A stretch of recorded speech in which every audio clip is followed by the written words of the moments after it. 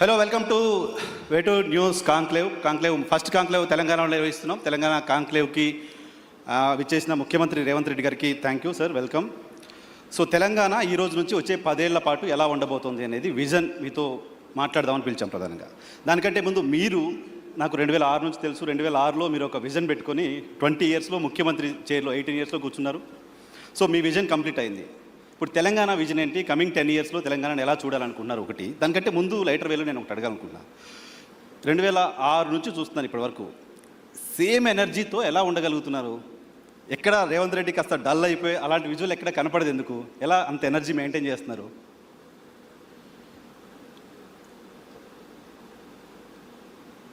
మనకున్న లక్ష్యం, మన ఆలోచన, మనం తీసుకుంటున్న నిర్ణయాలలో స్పష్టత ఉంటే ఆ పాజిటివ్ ఎనర్జీ అనేది మనకు ఆటోమేటిక్గా వస్తుంది. రెండవది, చాలా సందర్భాలలో చాలామంది తమకు ఏం కావాలనో కోరుకోకుండా ఇతరుల దగ్గర ఏముండకూడదో దాన్ని దూరం చేయాలనే ప్రయత్నం చేస్తుంటారు.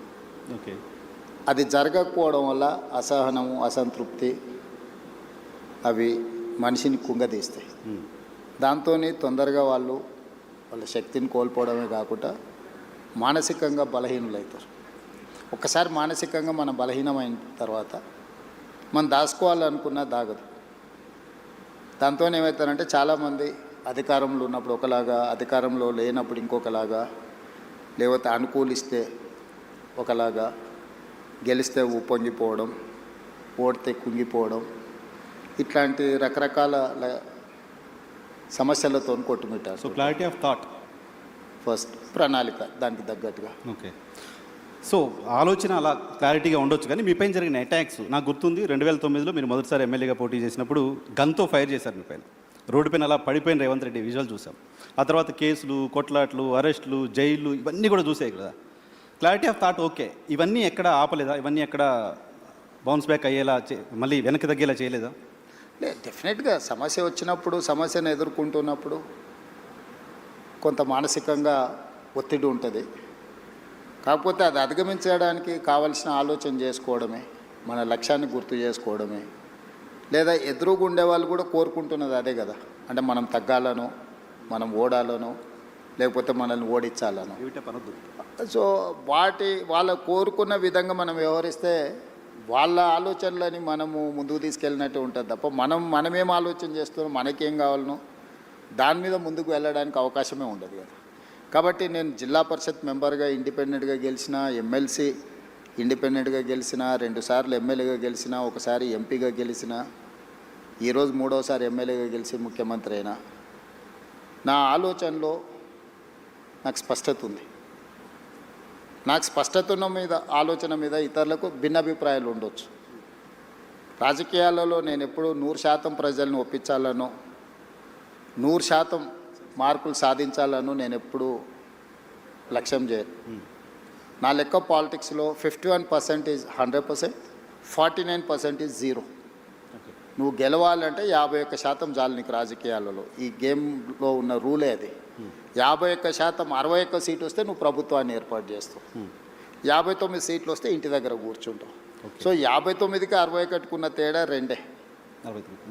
సో ఇక్కడ మనము 100% ప్రజల్ని మెప్పించాలనో, లేదా 100% ప్రజలు మనం చెప్పినట్టే వినాలనో మనం కోరుకుంటే మనకు తప్పకుండా డిస్సాటిస్ఫాక్షన్ అనేది మనల్ని చేస్తూనే ఉంటుంది.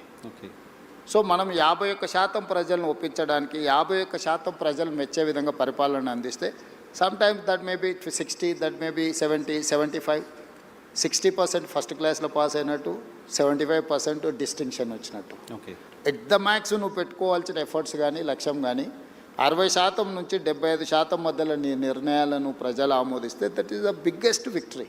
ఓకే, సో మనం ఒప్పుకోని వాళ్ళను ఏదో విధంగా వాళ్ళను అణచివేయాలనో, లేకపోతే వాళ్ళని ఏదో రకంగా అడ్డు తొలగించుకోవాలని మనం అనుకుంటే మనం చేయాల్సిన పనులను వదిలేసి అలాంటి వాళ్ళకే మన సమయం అంతా పోతుంది. సో ఓకే, మన ఎనర్జీ మన ఎనర్జీ అనేది, మన ఆలోచన అనేది మనకి ఏం కావాలనే లక్ష్యం కోసం ఉపయోగించినప్పుడు తప్పకుండా దాని ఫలితాలు వేరే రకంగా ఉంటాయి. ఓకే, సో ఇప్పుడు మీ ఎనర్జీ అంతా తెలంగాణకి ఏం కావాలి, తెలంగాణ ఎలా అభివృద్ధి కావాలి అనే దానిపైన పెట్టారు, రైట్? సో ఏంటి మీ విజన్ ఏంటో ఒకసారి చెప్తారా? కమింగ్ 10 years తెలంగాణ ఎలా ఉండబోతోంది?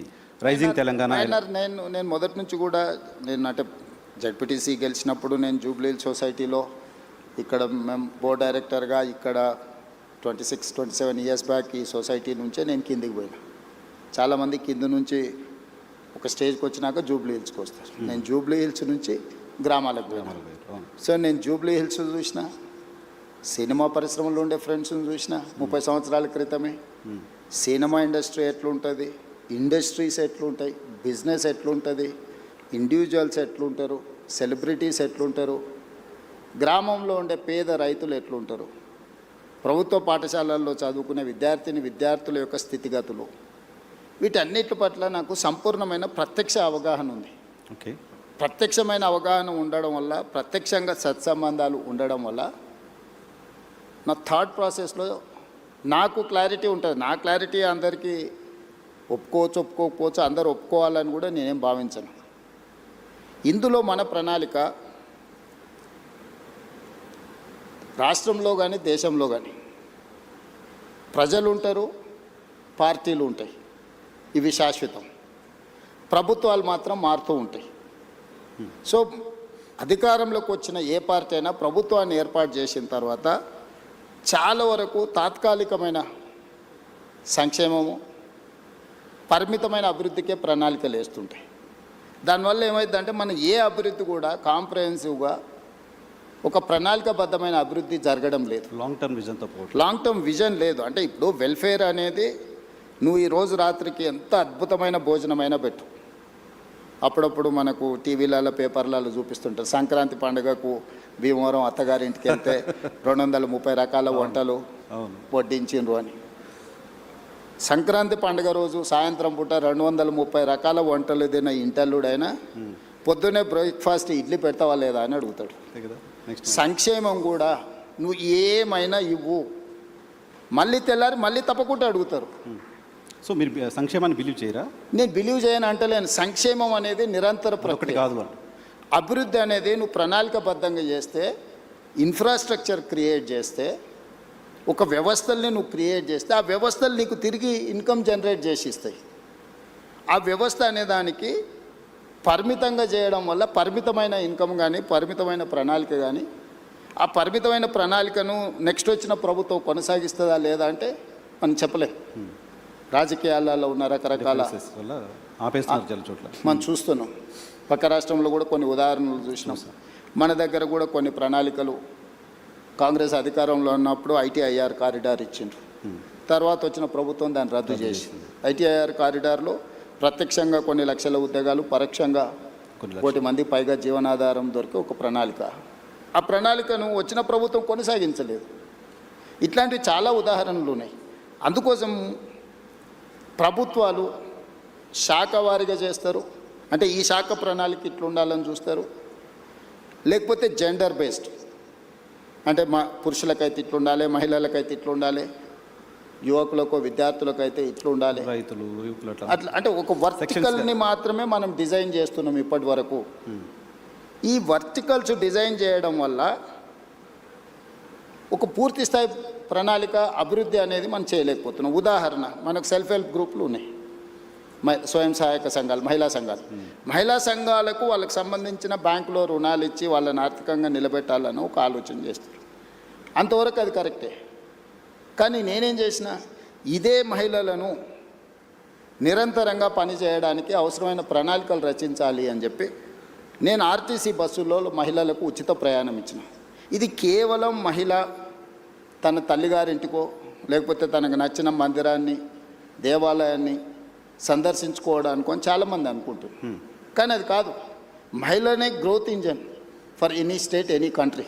సో ఈ మహిళ ఎక్కడి నుంచి ఎక్కడికి, చేతి వృత్తి అయినా కానీ, కుల వృత్తి అయినా కానీ, ఉద్యోగ బాధ్యత అయినా కానీ, ఈరోజు గవర్నమెంట్ స్కూళ్ళలో 24-25లో 0 డ్రాప్ అవుట్స్ ఇన్ తెలంగాణ. నీతి ఆయోగ్ చెప్పింది, నేను చెప్పలేదు. చూసాను. ఎక్కువ మనం డ్రాప్ అవుట్స్ ఎక్కడున్నాయి, ఆడపిల్లల డ్రాప్ అవుట్స్. గ్రామాలలో 7th వరకు ఎడ్యుకేషన్ ఉంటే 8th పోవాలంటే పక్క ఊరికి పోవాలి. పక్కూరు పోవాలంటే తల్లిదండ్రులకు ఒక భారం. ఏ విధంగా పంపించాలనేది ఒక సమస్య, దానికి అయ్యే ఖర్చు ఏ విధంగా సమకూర్చుకోవాలనేది రెండో సమస్య, ఆడపిల్లలకు భద్రత ఉంటుందా లేదా అనేది మూడో సమస్య. కానీ నేను ఆర్టీసీలో ఉచిత ప్రయాణం ఇవ్వడం వల్ల ఏ విధంగా వెళ్ళాలనే సమస్య, ఆ ఖర్చులకు సంబంధించిన సమస్య నేను పరిష్కరించగలిగిన, రక్షణకు సంబంధించి తీసుకోవాల్సిన చర్యలు తీసుకున్నాను. సో ఆడపిల్లలు చదువు నుంచి దూరం కాకుండా మనం ఈ ప్రణాళిక వచ్చింది. ఈరోజు ఇదే మహిళలు తాము ఉద్యోగానికి కానీ ఎక్కడికి వెళ్ళినా నెలకు దాదాపుగా ఒక 10,000 రూపాయల సేవింగ్స్ ఉన్నాయి మహిళలకు. 28 నెలలలో ఆర్టీసీకి 10,000 కోట్ల రూపాయలు రాష్ట్ర ప్రభుత్వం చెల్లించింది. నీకు తెలుసు, రాష్ట్ర ప్రభుత్వంలో ఆర్టీసీ ఒక 50,000 మంది కార్మికులు, 50,000 కుటుంబాల ఆధారపడ్డ సంస్థ. గత ప్రభుత్వంలో దాదాపుగా 2 నెలలకు పైగా దీక్ష, ధర్నాలు, బంధులు మొత్తం ఎక్కడొక్కడ ఉండి 60-70 మంది డ్రైవర్లు, కండక్టర్లు ఆత్మహత్యలు చేసుకున్న పరిస్థితి. దివాలా తీసి ఆర్టీసీ మూసేస్తుండ్రు, ఆర్టీసీని ప్రైవేట్ పరం చేస్తుండ్రు అని ఆ రోజు ఉండే. మీరు కూడా జర్నలిస్ట్గా రిపోర్ట్ చేసి. కానీ ఈరోజు నేను లాభాలకు తీసుకొచ్చిన. ఈరోజు ఆర్టీసీ ప్రాఫిట్ మేకింగ్ ఇన్స్టిట్యూషన్. మీరు 10,000 కోట్లు చెల్లించి ఈ 10,000 కోట్లు ఎవ్రీ మంత్ నేను 350 కోట్ల రూపాయలు మహిళలను ఆర్టీసీలో ఉచిత ప్రయాణం ద్వారా రాష్ట్ర ప్రభుత్వం నుంచి ప్రతి నెల ఆర్టీసీకి నేను 350 కోట్ల రూపాయలు చెల్లించడం వల్ల driver same, conductor same, bus same, diesel same, వ్యవస్థ సేఫ్. అంతకుముందు 40% ఉన్న ఆక్యుపెన్సీ ఉన్న ఆర్టీసీ బస్సు ఈరోజు 98%కు తీసుకొచ్చిన నేను. ఏ బస్సు ఖాళీగా పోతలేదు.